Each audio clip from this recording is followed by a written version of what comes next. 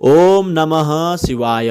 श्री सुस्थानी व्रतकथा सुन्नको लागि उपस्थित हुनुभएका हजुरहरू सम्पूर्णलाई भगवती श्री सुस्थानी देवीको कृपा आशीर्वाद प्राप्त होस् र तपाईँका उद्देश्य र मनोकामनाहरू सहजै पूर्ण हुन्।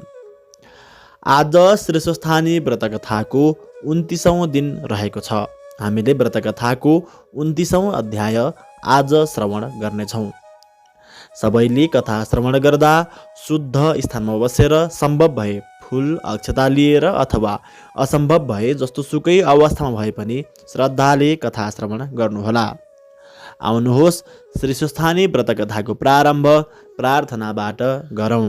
ओम यम ब्रह्मा वरुणेन्द्र रुद्र मरुतस्तुन्वन्ति दिव्यैस्तवैर् वेदै साङ्गपदक्रमोपनिषदैर् गायन्ति यम सामगा ध्यानावस्थितगतेन मनसा पश्यन्ति यम योगिनो यस्यान्तं न विदुषुरासुरगणा देवाय तस्मै नमः।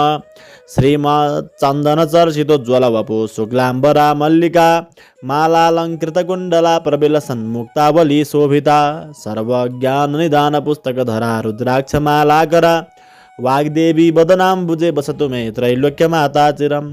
मूकं करोति वाचालं पङ्गुं लङ्घयते गिरिं यत्कृपातमहं वन्दे परमानन्दमाधवं।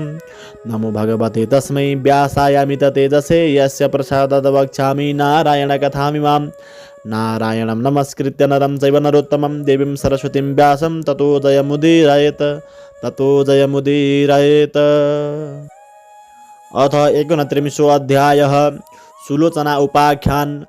तब अगस्त्य मुनिले विनयपूर्वक फेरि स्कन्द कुमारलाई सोध्नुभयो, हे स्कन्द कुमार, तपाईँका मुखारविन्दबाट सृष्टिको सारा क्रम र विष्णुका छल्ले महादेवजीसित विवाह भएकी दक्ष प्रजापतिकी छोरी उमाको पवित्र चरित्र तथा दक्ष प्रजापतिकै यज्ञकुण्डमा हामफाली प्राण त्यागेर पछि हिमालयकी पुत्री भई जन्म लिएकी पार्वतीले स्वर्गमा श्री सुस्थानी भगवतीको व्रत पूजा गरेर फेरि शिवजीलाई नै पति पाएकी अनि पार्वतीकै आज्ञाले पाताल पुगेर अश्वत्थामा ऋषिले प्रचार गरेको श्री सुस्थानी देवीको व्रत पूजाका प्रभावले ती दुखिनी नागिनीहरू आफ्नो मनोरथ पुरा भई असंख्य सम्पत्ति पाए रमाएको तथा पार्वतीकै आज्ञाले मर्त्यमण्डलमा आई सप्तऋषिहरूले ती अत्यन्त दुखिनी गोमा नामकी ब्राह्मणीलाई श्री सुस्थानी देवीको व्रत पूजा गराई लावण्य देश अर्थात् लुम्बिनी राज्यकी राजमाता बनाएको एवं श्री सुस्थानीको निन्दा गर्दा चन्द्रावतीले पाहुनासम्म दुःख पाएको र अप्सराहरूको आज्ञाले यथाशक्ति श्रद्धा भक्तिका साथ श्री सुस्थानी व्रत पूजा गरेरै त्यस पूजाका प्रभावले उनलाई आफ्ना पतिका साथ मिलाएको कथा श्रद्धासहित सावधान भएर मैले सुनिसकेँ। अब गोमा ब्राह्मणीका बाद मर्त्यमण्डलमा अरू ककसले श्री सुस्थानी देवीको व्रत पूजा गरे र के कस्तो फल पाए यस बारेमा पनि 2-3 वटा कथा अरू सुन्न चाहन्छु। त्यस्ता जन पनि कोही छन् भने कृपा गरेर तिनको बारेमा बताइबक्सियोस् भन्दा स्कन्द कुमार आज्ञा गर्नुहुन्छ। हे अगस्त्य मुनि, गोमाका बाद चित्रवन नामको विचित्रको नगरमा बस्ने धर्मपरायणा बालविधवा सुलोचना नामकी नारीले ब्रह्माको गण्डस्थलबाट अर्थात् हिमालयबाट निस्की पहाडका गिरी गह्वरा कन्दराहरू हुँदै गङ्गासित मिल्न दक्षिणतिर हानिँदै बगेकी गण्डकी यानी शाली नदी तथा महिषासुरलाई उसको गर्दनमा समातेर लातका लात गोद्दा पृथ्वीमा भ्वाङ परेर निस्केकी देवकी अर्थात् देवकी नदी अनि यज्ञकुण्डमा फाल हाली उमाले प्राण त्यागेको सुन्दा दक्ष प्रजापतिका उप एकाएक उठेको महाक्रोधको झोकमा महादेवले आफ्नो त्रिशूल पृथ्वीमा ग्वाम्म गोप्दा प्वाल परी पृथ्वीभित्रबाट निस्केकी त्रिशूली नदी सबै आफ्नो आफ्नो बाटो हुँदै बग्दै आएर एकै ठाउँ मिलेको त्रिवेणी अर्थात् 3 ओठे चुल्ठो जस्तो बनेको र पवित्रै पवित्र पानी मिलेर अति पवित्र भएको त्यो 3 नदीको दुभान्त नारायणको असाध्य प्रिय स्थल बनेकोले नारायण भगवानले नै सबैभन्दा पहिले आफैले त्यस सङ्गममा नुहाई त्यहाँ माघभरि मकर स्नान गर्नेलाई मरेपछि सरासर वैकुण्ठ पुर्याउने आफ्नो नारायणी शक्ति उहीँ घुसाएकोले त्यहीँदेखि संयुक्त रूपमा नारायणी नदी नाम पाएको ठाउँ देवघाट यानि देवघट्ट अर्थात् सामान्य मनुष्यले मकर राशिभरि सूर्य रहेको दिनमा प्रयागको त्रिवेणीमा त्रिकाल स्नान गरेर स्वर्गको बास पाए झैँ देवताहरूले वैकुण्ठको बास प्राप्तिका लागि मकरभरि नित्य नुहाउने गरेको अनि अप्सराहरूले पनि पौष शुक्ल पूर्णिमादेखि माघ शुक्ल पूर्णिमासम्म नित्य आई नुहाउने गरेको त्यस्तो देवघाटको छेउछाउमै कुटी बनाई धुनी जगाई योगिनीको रूपमा पछि पद्मासन कसी अघि ध्रुवले झैँ ओम नमो भगवते वासुदेवाय यो मन्त्र निरन्तर जप गर्दै सूर्यको तेजमा मात्रै मन्टक अड्डाई दुस्तर्क दुश्चिन्ता दुस्तृष्णा दुर्व्यवहार बेफाँकका गफडा सारा त्यागी 12 महिना त्यस त्रिवेणीमा त्रिकालै नुहाई प्रत्येक वर्षको पौष शुक्ल पूर्णिमादेखि विधिपूर्वक माघ शुक्ल पूर्णिमासम्म उहिले गोमाले जस्तै गरी नियमपूर्वक व्रतमा रही माघ शुक्ल पूर्णिमाका दिन स्वस्थानीको विधिपूर्वक पूजा गरी 60 वर्षमा 60 वटा स्वस्थानीको व्रत पूजा र त्यसै त्रिवेणीमा 60 वटा नै माघ स्नान गरेकी पुण्यका प्रभावले ती योगिनी परलोक गएपछि जस्ती भइन्। त्यो रोचक कथा कल्प र चौघडीको बयान सहित अब म तिमीलाई सुनाउँछु। तिमी ध्यानपूर्वक चित्त लगाएर कति पनि अन्य मनस्क नभई लौ सुन।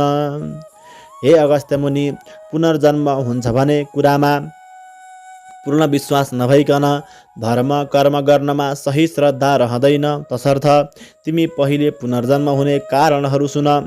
सत्वगुण रजोगुण तमोगुण मिलेका सूर्यका किरण रहने आकाशमा सत्वगुण प्रधान रहेको समयलाई सत्ययुग अनि रजोगुण प्रधान रहेको समयलाई त्रेतायुग तथा रज र तम मिलेर प्रधान रहेको समयलाई द्वापर युग र तमोगुण मात्र प्रधान रहेको समयलाई कलियुग भनिन्छ।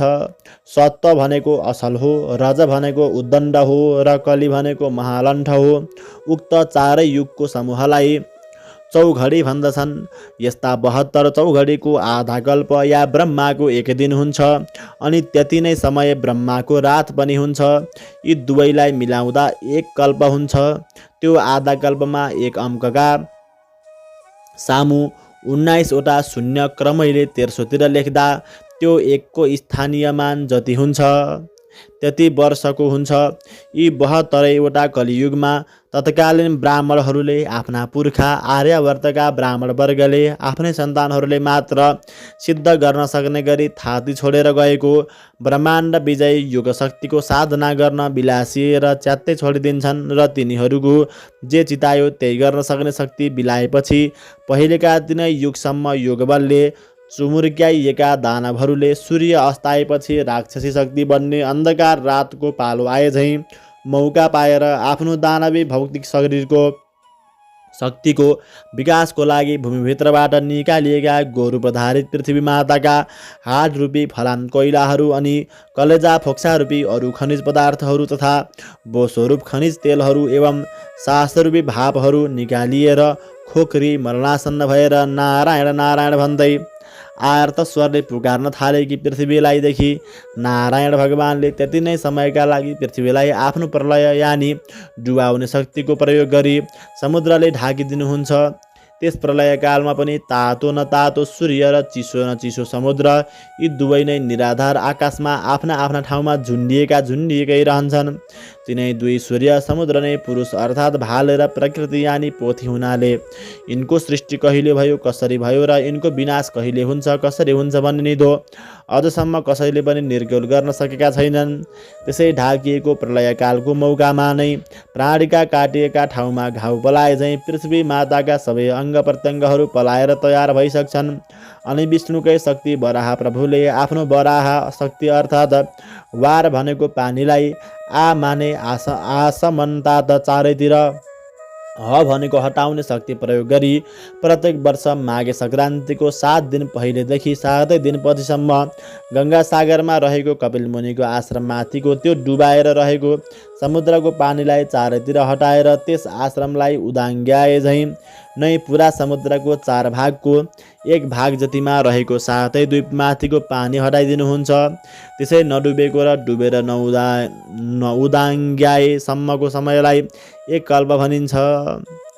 हे अगस्त्य मुनि, यस्ता कल्प कति बिते कति गनेर साध्य छैन। प्रलय हुनुभन्दा पहिलेका चौघडीहरूमा पनि वर्तमान चौघडीमा पनि कतिपय राक्षस वा दानवहरूले अथवा राक्षसी बुद्धि हुनेहरूले शिवको या ब्रह्माको आराधना तपस्या गरेर उनलाई प्रसन्न पारी पाएका वरप्रसादले उम्तिएर पाप फैलाई गठ बाँधी सज्जन धर्मात्माहरूलाई पिर्नासम्म पिरे भने बीचबीचमा पनि विष्णुले आफ्नो शक्तिद्वारा इच्छाअनुसारको अवतार लिएर ती सारा दुष्टहरूलाई मारी सज्जन धर्मात्माहरूको र धर्मको रक्षा पनि गर्नुहुन्छ। त्यसरी प्रलयकाल हुँदा पृथ्वी डुबेको अवस्थामा पृथ्वीका चर अचर स्थलचर र नवचर प्राणीहरू स्वात्तै डुबेर मर्छन् र तिनका प्रेतात्माहरू वा प्रेतरूपहरू आफ्नो आफ्नो गुण रूप आकार प्रकार धर्म कर्म पाप पुण्य बोकेर दूरदर्शनका पात्रहरू वायुमा स्थित बिजुलीमा विचरण गरे झैँ आफ्ना आफ्नो वंशका साथ मिलेर सूर्यलोकमा अर्थात् सूर्यका असंख्य किरणहरूमा नै फलभित्र उसको स्वाद गुण पौष्टिक तत्त्व नदेखिने गरी रहे झैँ रहेका हुन्छन्। ती पार्थिव वस्तुको पानीबाट बनेको देखिने हिस्सा काठ पात शरीर जीव चाहिँ पानीमै सर्दछन्। नदेखिने तत्त्वहरू जति आकाशमा उड्छन् र सूर्यका बिजुलीमा फलापीमा अक्षरहरू झैँ थन्कन्छन्। पछि फेरि कालान्तरमा डुबेको स्थल देखिएपछि पुरुष सूर्य र प्रकृति यानि पानीबाटै बनेको पृथ्वीको मेलमिलापको तारतम्यबाट उनै पहिलेकै सृष्टि दोहोरिन्छन्। आमाको शरीरका सामानहरूले बनेको देहका वस्तुहरू देखिन्छन् र त्यसै देहलाई आधार मानेर रहेका बाबुका गुणहरू देखिँदैनन्। अर्थात् शरीरमा नदेखिने जति बुद्धि आदि गुणहरू बाबु सूर्यका हुन्। एकै आमा बाबुका सन्तान र एकैचोटि एकै ठाउँमा जन्मेका दुई बालक पनि भिन्न भिन्न स्वभावका भिन्न भिन्न आकारका, कोही सपुत त कोही कपुत, कुनै पापी त कुनै धर्मात्मा भएका चाहिँ पूर्व जन्ममा जस्तो कर्म गरेर आफ्नो कर्मका साथै सूर्यलोकमा यानि सूर्यका असंख्य किरण रूपी लोकमा किरणकै स्वरूपमा मिलेर रहेको थियो। त्यही किरणले नै बाबु बन्नेको शरीरमा वायु चढे झैँ चढी उसको शरीरको तातोमा मिली उसलाई असिन पसिन पारी तताई आमाको रगतलाई आमा बाबुकै आकारमा जमाउने जोरनका साथै भ्रूणको विकास गरी सञ्चालन गर्नका लागि स्वाँ स्वाँ गर्दै पलस्त परेकी आमाको गर्भमा आत्मा नामको बिजुलीको रूपमा आफूमा सञ्चित रहेका उसका पूर्वजन्मका संस्कार र सौर बिजुलीमै रहेका काम क्रोध आदि अदृश्य गुणहरू साथै प्रवेश गर्दछन्। अनि त्यसमा रहेको स्वसिद्ध शक्तिले आमाको गर्भको विकृत रगतलाई आमा बाबुकै आकारमा जमाउने सञ्चालन गर्ने बढाउने हुर्काउने बुढ्याउने मराउने र जहाँबाट आएको हो उहीँ पुर्याउने काम गर्छ। याद राखे कि बाबुमा चढेको त्यो किरणवासी धर्मात्मा भए पर सरेको 7 रातसम्मको रगतमा अडिँदैन। 8वाँ रातदेखिको रगतमा पापीहरू अडिँदैनन्। 14वाँ रातमा केवल महापुरुष मात्रै अडिन्छन्। 15वाँ 16वाँ रातमा चाहिँ पुण्यात्माहरू मात्र अडिन्छन्।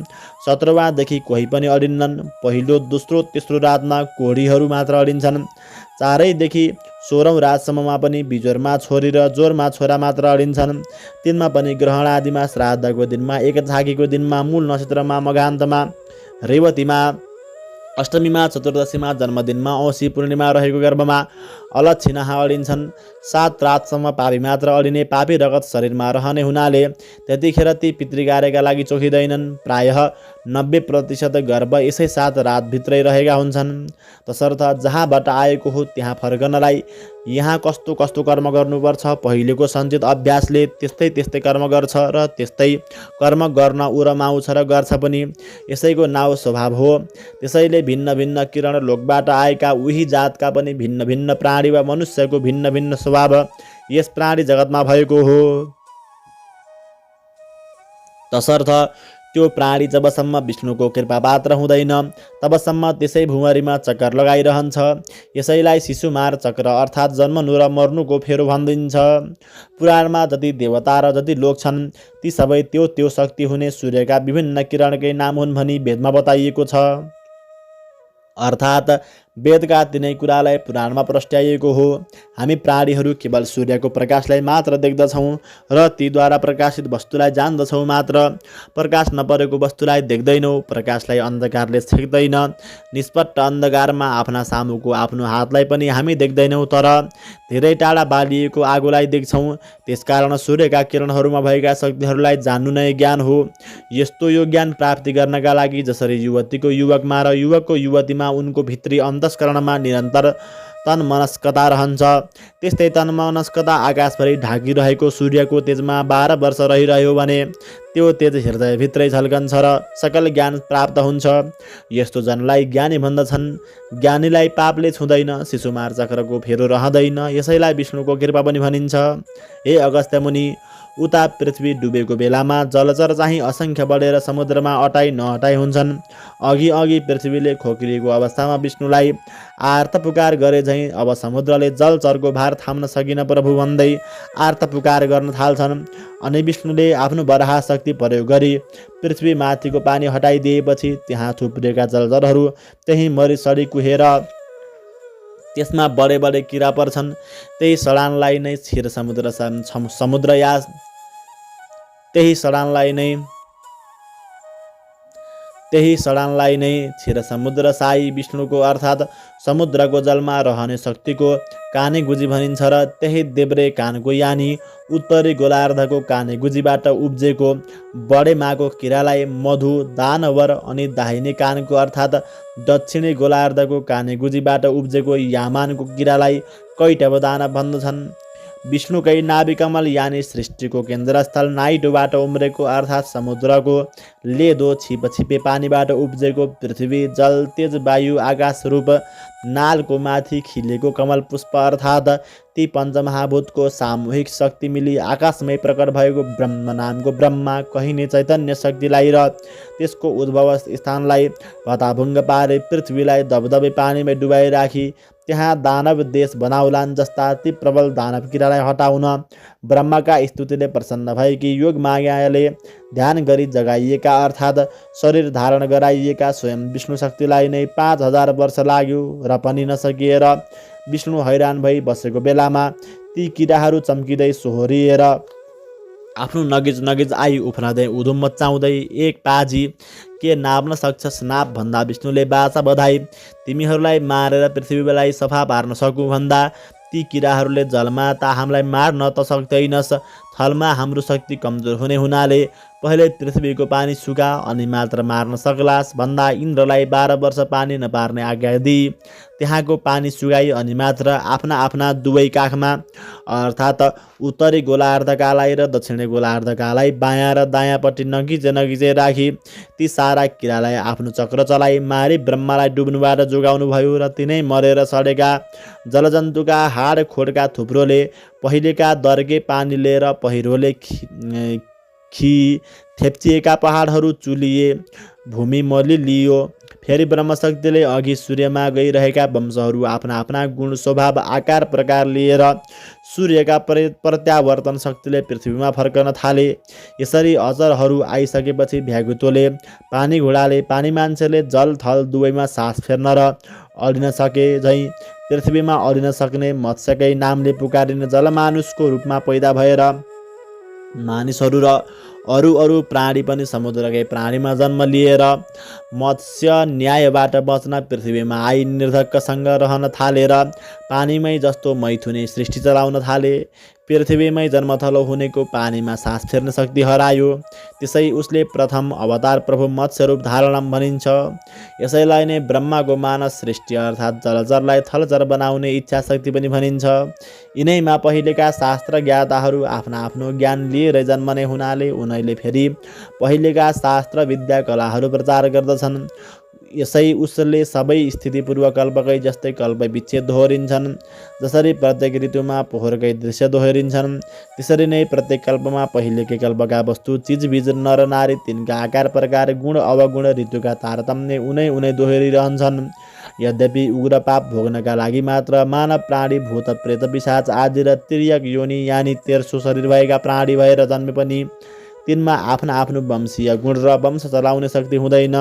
त्यसको संस्कार उसको आदि योनिको नै रहन्छ। हे अगस्त्य मुनि, जसरी समुद्रमा रहने सागरको पानी सूर्यका तापले तापी भाप बनेर सागरमा पुगी ओम खम ब्रह्म ओम माने सत्व रजतम यी 3 गुण मिलेको खम माने आकाश नै ब्रह्म माने ब्रह्मा हो भन्ने वेदको यो अन्तिम निर्णय अनुसार नै आकाशमा थुप्रिएको त्यो बाफ नै सूर्यमा रहेको बलाहक नामको शक्तिले बादल बनी त्यही बादल नै बलाहकको स्वामी इन्द्र शक्तिले चिसो पनि पानी बनी पिपिली बजाउँदा चेपबाट चेपिएर निस्केको मुखभित्रको त्यो तातो हावा नै बाहिरको खुला चिसो बतासमा ठोकिँदा आवाज निस्के झैँ बादलमाथिको तातो हावा चेपिएर मेघभित्रको चिसो हावामा मिल्दा बादल गर्जने, दर्शन ढुङ्गामाथि दर्शन ढुङ्गा बजार्दा झिल्का निस्किए झैँ बादलमाथिको तातो बतासको मेघभित्रको चिसो हुरीमा ठोकिँदा ती दुवैको आघातको बेग जुधेर जुधाइको बिचमा परेको पानीलाई चट्याङ बनाउँदै चम्कने बिजुलीले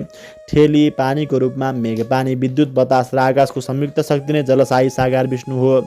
त्यस्ता विष्णुको चरणोदक अर्थात् मेघको पानी ब्रह्माको कमण्डलु यानि मेघमणिको आकाशबाट पृथ्वीको टाउको रूप, शिवको शिर मानिने हिमालयमा दर्की शिवको जटारूप मानसरोवरमा जम्मा भई भरिएपछि त्यहाँ नअटाई त्यो नअटाएको पानी भागीरथ प्रयत्नले अर्थात् त्यति अग्लो पहाडबाट खदारिँदै भिर पहरा ढुङ्गा मुढामा बजारिँदै पाखाभित्तामा ठोकिँदै छिया भई बल्ल तल्ल बडा मुस्किलले सम्ममा आइपुगी। एकछिन पनि नबिसाई बिस्तार निरन्तर बग्दै गई फेरि सागरमै मिल्छ र फेरि ताती बाफ बनी सगरमा पुगी पानी रूपमा बर्सी उसै सागरमै आवागमन गरिरहन्छ। भाफभन्दा पानी नदेखिए पनि पानी मरेको अर्थात् बिलाएको हुँदैन। जसरी अन्न फलफुलमा रहेको पोषक तत्त्व गुण स्वाद देखिँदैन तर खाएपछि अनुभवले हुन्छ भन्ने थाहा हुन्छ, त्यसरी नै पानीबाटै बनेको यो शरीर अनि सूर्यबाट मिलेको त्यसमा रहेको शक्ति नदेखिए पनि बिलाएको हुँदैन। त्यसरी नै यो सृष्टि स्थिति प्रलयको आवागमन पनि भइरहन्छ। पानीको यस्तो आवागमन देखेर पानीबाट बनेको यो शरीरको पनि आवागमन भइरहन्छ भन्ने कुरो यसै अनुमानले ठम्ब्याउनु पर्छ। यही आवागमन भइरहने हुनाले यसका सञ्चालक भगवान विष्णुलाई चक्रपाणी अर्थात् हातमा चक्र लिएर सृष्टि स्थिति प्रलयको रूपमा घुमाइरहने भन्दछन्। यिनै सब कारणले आकाशको जललाई विष्णुको चरणोदक र सृष्टि स्थिति प्रलयको आदि कारण वर्षेको जल नै हुनाले विष्णुलाई जलशाही भन्छन्। क्षीरसागरमा शेषशय्या गरी सुतेका लक्ष्मीयुक्त अर्थात् क्षीर माने दूध झैँ सेतो प्रकाशमय सागर माने अथाह आकाशमा व्याप्त विद्युत नै निराकार विष्णु हो र त्यस विद्युतमा निहित शक्ति नै लक्ष्मी हो भने प्रकृति रूप जललाई अगाली मेघरूप धारण गर्ने शक्ति सम्पन्न विद्युत चाहिँ विष्णुको साकार रूप हो। यद्यपि समुद्रमा बडवानल नामले व्याप्त रहेको विद्युत पनि सूर्यबाटै समुद्रले संग्रह गरेको हो तापनि आकाश रूप क्षीर सागरमा रहेको विद्युत निठ्ठा तातो हुनाले ऊ पुरुष हो र जल रूप क्षीर सागरमा रहेको विद्युत चिसो तातो मिलेकाले प्रकृति हो। पुरुष भाले हो र प्रकृति पोथी हो। भाले पोथीको मेलबाटै सृष्टिक्रम चल्ने हुनाले दुवैको विद्युत तातो मिली एउटै आत्मा बने पनि भाले पक्षको शक्तिलाई परमात्मा भनिन्छ र पोथी पक्षको शक्तिलाई जीवात्मा भनिन्छ। परमात्माले शरीर सञ्चालनका लागि आवश्यक पर्ने बल, विद्या, बाणी आदि समस्त शक्ति दिए पनि तिनलाई प्रयोगमा ल्याउने काम जीवात्माले गर्छ र त्यस कर्मको भोग पनि जीवात्माले नै भोग्छ। परमात्मा त केवल उसका कामको साक्षी मात्र भएर रहन्छ। यसैले हामीले झुटो बोल्दा साथसाथै साक्षीले झुटो भन्ने बगिरहेको हुन्छ। एउटै आत्मा भए एकैचोटि दुई कुरो बग्न सक्ने थिएन भन्नेहरूलाई द्वैतवादी भन्दछन् र आखिर समुद्रले धारण गरेको विद्युत पनि सूर्यकै बिजुली त हो नि। जसरी अरू शक्ति दिए त्यो द्वैत शक्ति पनि दिए, ऊ दिन्छ मात्रै स्वयं भोग गर्दैन भन्नेहरूलाई एकेश्वरवादी भन्दछन्। हे अगस्त्य मुनि, अहिलेसम्मको मेरो भनाइले त्यो विष्णु त जडात्मक पो भए रहेछ भन्ने भान तिमीलाई परे होला। त्यस्तो भान हुनु स्वाभाविकै पनि हो, किन्तु जल थल तारा नक्षत्र ग्रहण सहितको समस्त आकाशमा व्याप्त भएर रहेको त्यो विद्युत रूप विष्णु त सदा सच्चित आनन्दमय स्वरूपमा रहेको छ। तसर्थ आफ्ना भक्तहरूले त्यो तेज रूपमा शङ्ख चक्र गदा पद्म लिएका पीताम्बर पहिरेका मनुष्य आकारको रूपमा ध्यान गरे या स्तुति प्रार्थना आर्थ पुकार गरे भने आफूमा रहेको चित माने चैतन्य शक्तिद्वारा भक्तले चिताए जस्तै प्रत्यक्ष रूपधारी भक्तहरूको आपत्ति टारिदिनुहुन्छ, आशीर्वाद दिएर दुःख हरिदिनुहुन्छ। कुनै दुष्टले धर्म नाश गर्न तम्स्यो भने इच्छाअनुसारको रूपधारी त्यसलाई निभाइदिनुहुन्छ। धर्म र धर्मात्माहरूको नाश गर्ने दुष्टहरूको विशाल दल भए अवतार लिएर युद्ध रची त्यसै युद्धमा सारा पापीहरूलाई भेला पारी तिनलाई स्वाहा पारिदिनुहुन्छ। आफ्नो सदा ध्यान गर्ने भक्तहरूलाई उनमाथि आइपरेका आपद विपदबाट रक्षा गरिदिनुहुन्छ। कहिलेकाहीँ लहर चल्यो भने साधारण रूपधारी धराई लक्ष्मी या गङ्गा या सरस्वतीका साथ रमण पनि गर्नुहुन्छ। उहाँका यस्ता लीलाहरूको बखान गरेर साध्य छैन। भगवानका यिनै सब लीला र मनुष्यहरूमा भिन्न भिन्न स्वभाव तथा गतिविधि एवं उनको विचारधारा हुनु नै पुनर्जन्मका अनुमानको कारण हो। यिनै सब कुरा नै हुन् पुनर्जन्म हुने कारणका प्रत्यक्ष विवरणहरू। हे अगस्त्य मुनि, तिमीले पुनर्जन्म हुने कारण सुनिसक्यौ, जानौ पनि। त्यसै कारण अब सुन। यस मर्त्यमण्डलमा गोमाका बाद श्रेष्ठस्थानीको व्रत पूजा विधि पूर्वक गर्ने सुलोचनाको आख्यान। अहिले यतिखेर चलिरहेको कल्पलाई पद्मकल्प भन्दछन्। यस कल्पको यो 28औं चौघडीको अन्तिम युगको प्रथम चरण चालु छ। यसभन्दा 11औं चौघडी पहिले अर्थात् 18औं चौघडीको त्रेतायुगको अन्तिम चरणमा हिमालय प्रान्तको पहाडी प्रदेशको दक्षिणी भागमा रहेको नारायणी नदीको पूर्वपट्टि भएको चित्रवन नाम गरेको राज्यका शासक सुरसेन सिंह नामका राजा थिए। तिनको राजधानी नारायणगढ नामको नगर थियो। राजधानीमा भव्य बजार थियो। राज्यका अरू ठाउँमा पनि राम्रा बजार सजिएका थिए। गाउँहरूमा किसानहरू र कालीगढहरू रहन्थे। किसानहरू खेती किसानी गर्थे भने कालीगढहरू राज्यका सनदाहरूलाई चाहिने सरसामान बनाउँथे। राजधानीबाट केही पूर्व त्यतिखेर सुन्दरपुर नाउँ गरेको बजारको वरिपरि रहेका 8-10 गाउँमा जजमानी गर्ने पुरेत बाजे तुलसीराम आचार्य नाम गरेका गाउँले पण्डित थिए। उनी हँसमुख मिलनसार परि आउँदा अरूलाई सकेको सघाउने, चतुर्मासाभरि गाउँवासीलाई पुराण सुनाउने अनि वैशाख पुरुषोत्तम कार्तिक एकादशीको महात्म्यहरू पनि ती महिनामा वा तिथिहरूमा बताउने, तिथि व्रतहरूको उद्यापन तथा पूजापाठ अनि श्राद्ध निवारण व्रतबन्ध विवाह आदि पनि शुद्धसँग विधिपूर्वक गराउने, परि आउँदा सप्ताह पनि भन्ने अनि हात हेर्ने, कुण्डली हेर्ने, चिनाठी पनि लेखिदिने तथा बिस्तुर नजाने झारफुके काम पनि गर्ने एवं टपरटुइया घरेलु ओखती पनि गरी टोपल्ने हुनाले उनी उनका जजमानहरूका अत्यन्त प्रिय पात्र थिए। तिनकी मनोरमा नामकी धर्मपरायणा पत्नी थिइन्। उनका 2 छोरा र 2 छोरी थिए। ती छोरी असाध्यै राम्री थिइन् र तिनका हेरिरहँ जस्ता आँखा हुनाले सबैलाई उनलाई सुलोचना भन्दथे। ती सानैदेखि शीलवती थिइन्। उनी 12 वर्षकी भएपछि उनका बाबुले उनको विवाह कर्म नारायणीकै दिलमाथि नै बनेको भव्य मन्दिरमा रहेको सिद्धिविनायक नामका गणेशजीका पुजारीका लायक गुणी छोरा श्रुतधरका साथ गरिदिए। त्यस बेलाको रीति अनुसार पर नसरिकन घर नपठाउने चलन हुनाले बाबुले छोरी जन्म अन्माएनन्। 1 वर्षपछि माइका रोगले श्रुतधर एकाएक मरे। बिचराले दन्दनाउँदो 14 वर्षको उमेरमा विधवा हुनु पर्यो। घरकाले अलक्षिनी भन्ने घरमा ढिम्कनै दिएनन्। भाउजूहरूले चाकर्नी बनाए। छरछिमेकीले पनि अनेक ताना मार्न थाले। सेतो सारी लाएर बालकी छोरीलाई बाहिर भित्र गरेको देख्दा बाबुआमा पिरिएर झिङ्टिँदै गए।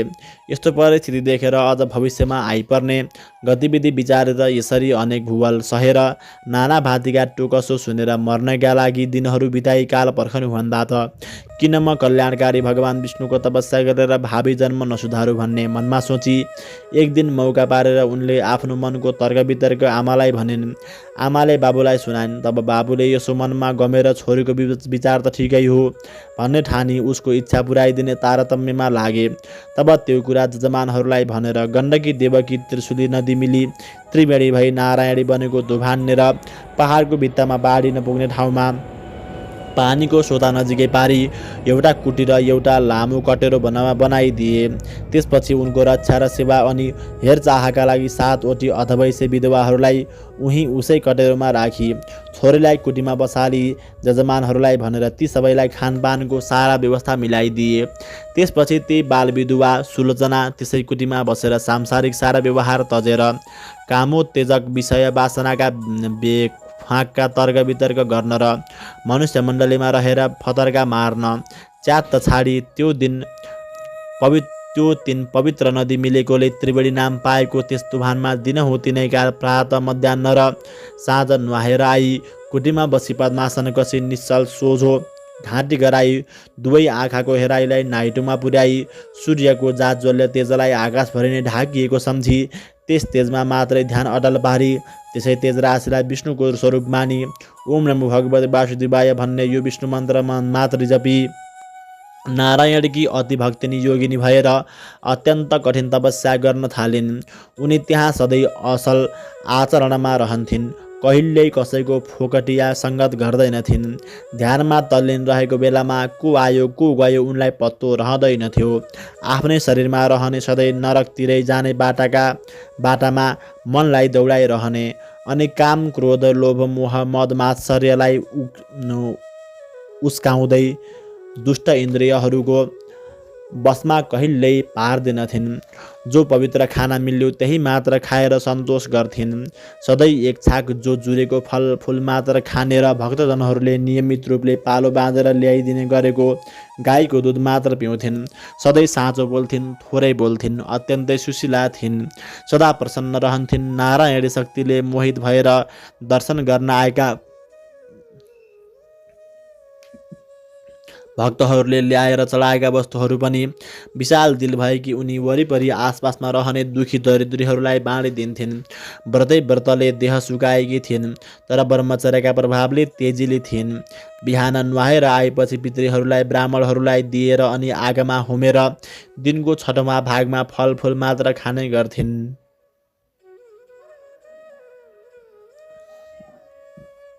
कठिनभन्दा पनि अति कठिन सारा व्रतहरू विधिपूर्वक गर्थिन्।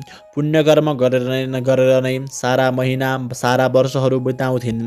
प्रत्येक वर्ष पौष शुक्ल पूर्णिमाका दिनदेखि स्वस्थानीका व्रतको नियम पालन गरी नारायणी देवानमा प्रातः स्नान गरी कुटीमा आई आफ्नो नित्यकर्म सकी फेरि मध्याहमा सङ्गममै स्नान गरी त्यसैको तिरमा बालुवाको 2वटा ससाना ढिस्को बनाई त्यसैमा शिव पार्वतीको पूजा गरी कुटीमा आएर नारायणको तेज रूपमा ध्यानमग्न हुने गर्थिन्। माघ शुक्ल पूर्णिमाका दिन स्वस्थानीको व्रतको उद्यापन पूजा अर्थात् सावधिक व्रतको अन्तमा गरिने पूजा र ब्राह्मण भोजन गराउँथिन्। अनि मकर राशिमा सूर्य रहन्जेल त्रिवेणीकै किनारमा रहेर त्रिकाल स्नान गरी उहिने नारायणको ध्यानमा तल्लीन रहन्थिन्। त्यस्ता प्रकारले ती सुशीला सुलोचनाले 60 वर्ष त्यस कुटीमा बसेर 60 वर्षमा श्री स्वस्थानी देवीको 60 नैवटा व्रतपूर्वक पूजा गरिन् र 60 नैवटा मकर स्नान त्यस देवघाटको त्रिवेणीमा गरिन्। मकर राशिमा सूर्य सरेको दिन माघे सङ्क्रान्तिदेखि त्यसै माघ मसान्तसम्मको नित्य स्नानलाई हामी माघ स्नान या मकर स्नान भन्दछौँ। त्यस कुटीमा त्यसै प्रकारले रहँदै तिनी 75 वर्षकी भइन्। स्वस्थानीको 60वाँ पूजाको अन्तमा स्वयं श्री स्वस्थानी देवी नै उनका सामु मात्रै प्रकट भएर त्यहाँ रहेका सबैले सुन्ने गरी, हे तपस्विनी, तिम्रो श्रद्धा भक्ति विश्वासपूर्वकको 60वटा अटुट पूजाले म अत्यन्त प्रसन्न भए। अब तिमी यो मकर स्नान सकेर आगामी फागुन शुक्ल पूर्णिमाका दिन मध्याह्नकालमा यस नारायणीको सङ्गममा नै कम्मर पानीमा 3 डुबुल्की लाएर सूर्यलाई हात जोडी लामो स्वरले ओम भन्दा यो शरीर यहीँ त्यागेर आत्म शरीरले सरासर वैकुण्ठ जाऊ भनी स्वस्थानी देवी अल्पिन्। यो कुरो थाहा पाएर त्यस दिन त्यस सङ्गममा भक्तजनको कुडुलो लागेको थियो। ठिक भनेकै बेला देवीले भने जस्तै गरिरहेकी उनको तालु पड्कियो र उनको अदृश्य जीवात्मा उडेर सरासर वैकुण्ठ पुग्यो। पार्थिव शरीर पानीमै ढल्यो। भक्तजनहरूले उठाएर किनारामा ल्याए, सुधाएर साराले फुल अर्पेर पूजा गरे अनि खलियो दाउराको चिता बनाएर त्यसमाथि त्यो मृतदेह राखी सबैले मिली आफ्ना घरबाट ल्याएका पाथी घिउ लासमाथि खनाएर एउटा भक्तले दागबत्ती दियो र दशगात र क्रिया पनि गरिदियो। यथा नियमपूर्वक बरखी पनि गरिदियो। त्यसपछि तिनै भक्तपुत्रकी आमाले नै त्यस आश्रमको नाउँ नारायणी आश्रम राखी त्यही त्यसै गरी रहन लागिन्। भक्तहरूले सुलोचनाको स्मृतिको लागि साधु सन्त तीर्थयात्री विद्यार्थीहरूका लागि त्यहाँ सदाव्रत राखिदिए। हे अगस्त्य मुनि, गङ्गा र सागरको सङ्गमस्थल गङ्गा सागरमा समुद्रमा डुबेर रहेको कपिल मुनिको आश्रममा मकर सङ्क्रान्तिको 7 दिन पहिलेदेखि 7 दिनपछिसम्म आश्रममाथिको समुद्रको जल पछि हटेर आश्रम स्थललाई छाडिदिन्छ र कपिल मुनिको आश्रम पानीबाट बाहिर पोहोरको जस्तै देखिन्छ। त्यसै गरी हरेक कल्पान्तमा पहिले पृथ्वीलाई डुबाएर रहेको समुद्रको पानी पछि सरेर पृथ्वीलाई डुबाउन छोडिदिन्छ त फेरि पहिलेका कल्पकै उही सृष्टि स्थिति उस्तै प्रकारले दोहोरिने हुनाले आजसम्म पनि त्यो नारायणी आश्रमको परम्परा उसै गरी चलि नै रहेको छ। हे अगस्त्य मुनि, जब ती तपस्विनी सुलोचनाले देह त्याग गरिन् तब उनको जीवात्मा तत्काल वैकुण्ठधाम पुग्यो त श्रीस्वस्थानीको आशीर्वाद र विष्णुको प्रसन्नताले गर्दा पद्मा नाम गरेकी अप्सराको रूप धारण गर्यो र विष्णुले आफ्ना इच्छा शक्तिले तयार पारिएको सबै ऐश्वर्यले भरिभराउ भएको नयाँ स्वर्गपुरीमा सकल सुखभोग भोग्दै 40वटा युग अर्थात् 10 चौघडीसम्म त्यहीँ रहिन्। त्यो स्वर्ग यसै शरीरका आँखाले देख्नका लागि जस्तै दूरदर्शक स्थानबाट विशेष कृत्रिम बिजुलीद्वारा अन्तरालको नदेखिने व्याप्त बिजुलीमा फ्याँकिएको अनि अदृश्य रूपमै त्यहाँको प्राकृतिक बिजुलीमा अदृश्य रूपले अनेक पार भएर फैलिएको दर्शक स्थानबाट फ्याँकिएको दृश्य जताततै देख्नलाई अर्कै यन्त्रको र विशेष बिजुलीको खाँचो पर्छ। त्यस्तै अन्तरालको बिजुलीमा अदृश्य रूपले रहेको त्यो स्वर्ग देख्नलाई पनि तपस्याले आफ्नो शरीरमा उपार्जन गरेको दिव्य दृष्टि चाहिन्छ। त्यस्तो त्यो दिव्य स्वर्गपुरीमा 40वटा युग बिताएपछि एक दिन एकाएक टुप्लुक्क त्यहाँ आइपुगेका ब्रह्माले आफ्ना इच्छाशक्तिले उनको त्यो पद्मा शरीरलाई अत्यन्त राम्रो रूप र जिउडालको शरीरमा परिवर्तन गरेर आफ्नै लोकमा लगी तिलोत्तमा नाम राखिदिनु भयो र भन्नुभयो, हे तिलोत्तमा पुत्री, तिम्रो यो अति राम्रो रूप राशिलाई देखेर म आफै पनि आश्चर्यचकित छु। त्यसकारण म तिम्रा पुण्यका प्रतापले बनेको यो शरीरलाई कहिल्यै पुण्य क्षय नहुने बरु बढ्दै जाने तथा सारा ऐश्वर्यले भरिभराउ भएको परम धाम सूर्यलोकमा पठाइदिन चाहन्छु, जहाँ गएर तिमी आकाशमा सूर्य भगवान रहुन्जेल यसै रूप र जिउडालले सखल सुखभोग गर्दै रहिरहनेछौ। यस्तो सूर्यलोकमा पठाउन मैले मात्रै हुँदैन, समस्त देवताहरूको पनि सम्मति चाहिन्छ। तसर्थ तिमी देवताहरूलाई प्रसन्न पार्न उनीहरूका कट्टर शत्रु असाध्य बलिया अचेल अजनाभ देश अर्थात् भारतवर्षको मगध प्रान्तको विन्ध्याटवीको बीचमा रहेको अम्बिकापुरलाई राजधानी बनाइरहेका सुन्द तथा उपसुन्द नाम गरेका दानवलाई आफ्ना नक्कल झक्कलले मोहित पारी परस्परमा भिडाइ मारेर आऊ। अनि म त्यस कामले प्रसन्न भएका देवताहरूको सभा बसाई तिमीलाई सूर्यलोक पठाउने प्रस्ताव सभामा राख्छु। तिम्रो कामले रिझिएका देवताहरूले अवश्य मेरो प्रस्ताव स्वीकार्नेछन्। तब म तिमीलाई सूर्यलोक पठाइदिनेछु भनेर हराएपछि ती तिलोत्तमा बनेकी सुलोचनाले तब तुरुन्तै ती दुई दैत्यलाई मार्न त्यो ब्रह्मलोकबाट बिना हातमा लिएर योग मार्गले अर्थात् जहाँ चिताए उहीँ पुगिने शक्तिले जहाँ ती दानव रहन्थे उहाँ पुगिन् र त्यहाँको पवित्र जल भएकी रेवा नदीको जलमा नुहाएर कलेजी रङको साडी पहिरेर रङ मिल्दो चौबन्दी चोलो लाएर सारा श्रृङ्गार प्रकारका सामानले सजिएर पाउ जेबर करधनी छमछम पार्दै चुराहरू छन छन्काउँदै पहाडी सोताको नजिकै रहेको अशोक वृक्षको मुनि फेदमा रहेको केही अग्लो चेप्टो ढुङ्गामाथि बसेर सेतो चमेलीको फुलले बनेको गजरा शिरमाथि मेहराब आकारले सजेर रङ बिरङ्गीका गुण केसरीका लहरा चुल्ठामा लड्काएर कञ्चन हारले कण्ठ सजाएर हल्लने लुर्कन कानमा लगाएर सुनिरहँ जस्तो मिठो गीत गाउँदै छवटै स्वरले बिना बजाउँदै बसेकी हेरिरहँ जस्तो चन्द्रमाको चाँदनी जस्तै रूप भएकी नारीलाई ती सुन्द तथा उपसुन्दका सिपाहीहरूले देखेर छक्क पर्दै तुरुन्तै झाँफ गर्दै सुन्द उपसुन्दका पास पुगेर हतारिँदै त्यस स्त्रीको बारम्बार वर्णन गर्दै भन्न लागे, हे महाराज, यहाँबाट नगिचै केही अगाडि नै साक्षात् कामदेवलाई नै पनि मोहित पार्ली जस्ती देवी हो कि दानवी हो कि यवनी हो कि यक्षी हो कि के हो, स्त्रीहरूमा रत्न समान कि मानव रत्नै रत्नले बनेकी जस्ती स्वरै श्रृङ्गारले सजिएकी कोही युवती मधुर स्वरमा बिना बजाउँदै बसेकी छ। रत्नका भोग गर्ने तपाईहरू चाँडै त्यहाँ गएर हेर्नुहोस् भन्ने यस्ता आफ्ना सिपाहीहरूको अत्यन्त सुन्दर वचन सुनेर तुरुन्तै नै अङ्गुरका सुराको चुस्की लिन छोडेर अनि हजारौँ सुन्दरी राम्री तरुणी भाइफाले दानवी पट्टीहरूसित पोखरीमा पानी छ्याप गर्दै छिल लिन इत्रिन छोडेर त्यो नयाँ युवतीलाई मोहित पार्ने लुगाफाटा लाएर कोही उसका रक्षक भई उनलाई निभाउने सुर कसेर अनि यमराजको डन्डा जस्तै देख्दै डर लाग्दा सय धार्ने फलामले बनाइएका आफ्ना गदा लिएर बुरुकुसी मार्दै ती दुवै भाइ सुन्द तथा उपसुन्द उहिले महिषासुरलाई मार्ने चण्डीले जस्तै गरी सारा श्रृङ्गारले सजिसजाउ भएर ती दुवै दैत्यको कामाग्निलाई धन्काउन कम्मर कसेर बसेकी त्यो तिलोत्तमा भाठौँ पुगेर उनको अगाडि पुग्ने बित्तिकै उनको रूप राशिले लट्ठिएका तथा सुराले उन्मत्त भएर पातिएका ती दुवै भाइले परस्परमा भन्न लागे, हे भाइ, यो सुन्दरी मेरी नै स्वास्नी हुन्छे। अनि अर्कोले भन्यो, हे दाइ, यसलाई तपाईँ त्याग्नुहोस्, यो कर्के आँखावाली मेरो नै स्त्री हुन्थे भन्दै मेरी भनेर जङ्गिँदै काल नगिजिएका मत्ता हात्ती जस्ता ती दुवै दाजुभाइ आफ्ना गदाले परस्पर हानाहान गरेर ठटाउन लागे त ती दुवै भाइ मरेर त्यही भूमिमा लम्बसार परे। त्यसपछि ती तिलोत्तमा पनि देवताहरूको कार्य फत्ते पारेर दसैँ दिशालाई झलझल झल्काउँदै आकाशमार्गले ब्रह्माको पुरमा आइन्। अनि उनका त्यस कामले अति सन्तुष्ट भएका ब्रह्माजीले देवताहरूको सभा बसाएर ती तिलोत्तमाका कामको वृत्तान्त बताएर उनीहरूबाट तिलोत्तमालाई सूर्यलोक पठाउने अनुमति पाएपछि ब्रह्माले भन्नुभयो, हे सुन्दरी, अब उपरान्त तिमीलाई यस्तै रूप यस्तै उमेरकी रहिरहने गरी बस्ने ठाउँ सूर्यको रथमा दिएँ। अब तिमी उहीँ जाऊ र आकाशमा सूर्य रहुन्जेलसम्म तिम्रा इच्छा अनुसारका अनेक सुख भोगहरू भोग्दै उहीँ रहिरहु भनी पठाइदिए। तसर्थ कल्याण चाहनेले समयको सदुपयोग गर्नुपर्छ। यस्ता प्रकारले त्रिवेणीको सङ्गम स्थल नारायणीको तटमा रहेर स्वस्थानीको 60वटा व्रत पूजा र 60वटै मकर स्नान तथा 60 वर्षसम्मको नारायणी तटको निवासको पुण्यफल मिलेकोले मरेपछि ती सुलोचना ब्रह्मणी वैकुण्ठ पुगेर पहिले पद्मा भइन् अनि अप्सराहरूमा उत्तम तिलोत्तमा भइन् र अन्तमा सूर्यलोकको बास पाइन्। आज पनि उनी उही छन्।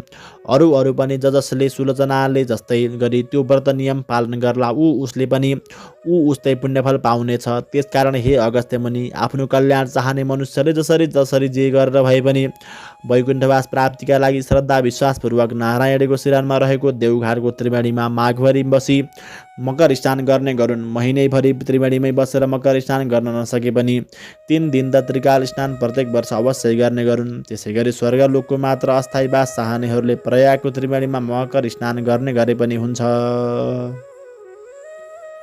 इति श्री स्कंद पुराणे केदारखंडे माघ महात्म्य कुमार अगस्त्य संवादे श्री स्वस्थानी परमेश्वर व्रत कथायां सुलोचना सूर्यलोक गमनम नाम 29 अध्यायः। कथा सुन्ने सबै श्रोताहरूले कथा सुनिसकेपछि अक्षता फूल लिएर हात जोड्नु।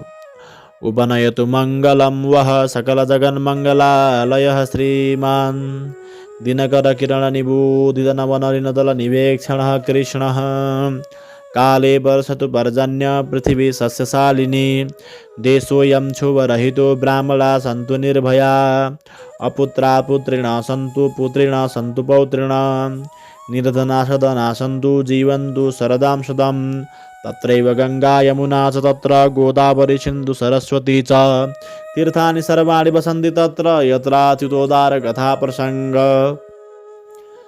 या कुन्दन्तु तुषारहार धवला या शुभ्रवस्त्रावृता या वीणावरदण्डमण्डितकरा या श्वेतपद्मासना या ब्रह्माच्युतशङ्कर प्रभृतिभिः देवैक्षता वन्दिता सामं पातु सरस्वती भगवती निशेषजाड्यापः कायेन वाचा मनसेन्द्रियैर्वा बुद्ध्यात्मना वा प्रकृति स्वभावात् करोमि यद्यत् सकलं परस्मै नारायणायेति समर्पये तत् श्री स्वस्थानी देव्यार्पणमस्तु। आज 29औं दिनको श्री स्वस्थानी व्रत कथा यही समाप्त हुन्छ। भोलि फेरि यसै समयमा श्री स्वस्थानी व्रत कथाको 30औं अध्याय लिएर म ज्योतिषाचार्य श्रीधर गैरी उपस्थित हुनेछु। तपाईहरूले पनि कथा श्रवण गरेर लाभ लिनुहुनेछ भन्ने मैले विश्वास लिएको छु। नियमित रूपमा कथा श्रवण गर्न सबैभन्दा पहिले आफूले कथा श्रवण गर्नको लागि र अरूलाई पनि कथा श्रवणको लाभ प्राप्त गराउनको लागि च्यानललाई सब्स्क्राइब गरेर भिडियो सेयर गर्न नभुल्नुहोला। श्री स्वस्थानी देवीले तपाईको कल्याण गरून्। ओम नमः शिवाय।